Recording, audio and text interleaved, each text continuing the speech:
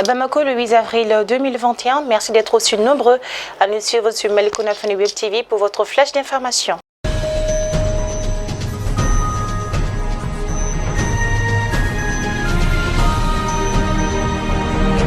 Le ministre de l'économie et des finances, Al-Ousseynou Sanou, s'est entretenu par visioconférence avec l'équipe pays de la Banque mondiale dédiée à la République du Mali mardi dernier dans le cadre des réunions du printemps 2021 virtuel du Fonds monétaire international FMI de la Banque mondiale qui se tiennent du 5 au 11 avril 2021. Cette réunion virtuelle qui a connu la participation de l'ambassadeur du Mali à Washington, Mahamadou Nimaga, a été précédée de celle qui a eu lieu avec l'administrateur du groupe 2 Afrique à la Banque mondiale, Alphonse Kouago. Madame Soukaina Khan, directrice des opérations de la Banque mondiale au Mali, et son équipe ont présenté au ministre Sanou la situation du portefeuille de projets de la Banque au Mali, leur stratégie d'intervention et les défis à relever pour une meilleure mise en œuvre des projets et programmes en cohérence avec les attentes et les priorités du gouvernement malien tel que inscrit dans le plan d'action gouvernemental PAG. L'ambassadeur de France au Mali, Joël Meyer, a signé hier 2 conventions d'aide alimentaire française avec la chef de mission de l'ONG Première Urgence Internationale PUI, Madame André Lafosse, et le représentant adjoint du Programme alimentaire mondial PAM au Mali, Alun Jong. La cérémonie s'est déroulée dans les locaux de l'ambassade en présence du commissaire à la sécurité alimentaire, Erdogan Ag Mohamed Ali. Amnesty International a rendu public son rapport 2020-2021 sur la situation des droits humains dans le monde. Ce rapport de 200 pages couvre 149 pays, dont 35 pays Afrique subsaharienne, notamment le Mali. Le lancement du document a été fait hier par la directrice exécutive d'Amnesty International au Mali, Madame Ramata Guissé, à la faveur d'une conférence de presse. Avant son intervention sur les parties du rapport qui concernent notre pays, la directrice exécutive de cette organisation a affirmé que des groupes armés ont commis des crimes de guerre et d'autres exactions.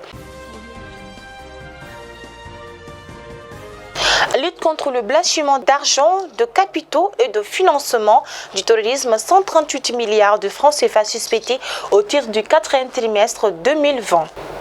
Les experts de la cellule nationale de traitement des informations financières du Mali, CNTIF, ont organisé un déjeuner de presse le mercredi 7 avril 2021 à l'hôtel Millennium de Bamako, au quartier de l'ACI des Milles, pour discuter avec la presse de la situation nationale qui formule de beaucoup d'événements concernant le blanchiment d'argent et de capitaux et financement du terrorisme. Magistrats, cellules de renseignement financier, services de renseignement, police judiciaire, douane, experts de la régulation financière ont été représentés lors des travaux. La réunion du Conseil de sécurité des Nations Unies consacrée à la situation du Mali s'est tenue le 6 avril 2021. Le secrétaire général adjoint chargé des opérations de maintien de la paix de l'ONU, Jean-Pierre Lacroix, a partagé avec le Conseil des vives préoccupations concernant les activités des déstabilisations en cours des milices qui accentuent les fractures ethniques dans le centre du pays. Aussi, il a invité le gouvernement de la transition à concevoir une approche globale afin de pouvoir améliorer la situation en matière de sécurité au Mali.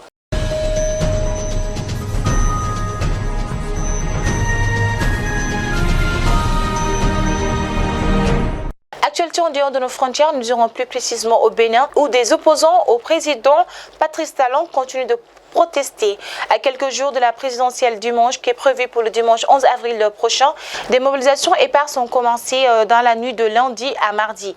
Les contestateurs affirment que le mandat du chef de l'État est terminé depuis le 5 avril 2021 à minuit, date qui a marqué ses 5 ans au pouvoir. En raison d'un glissement du calendrier induit par la réforme constitutionnelle de l'année 2019, il reste 45 jours de plus jusqu'à l'investiture du président qui sera élu. Mercredi, la route qui relie Save à Tchaourou et Parakou était barrée à plusieurs endroits.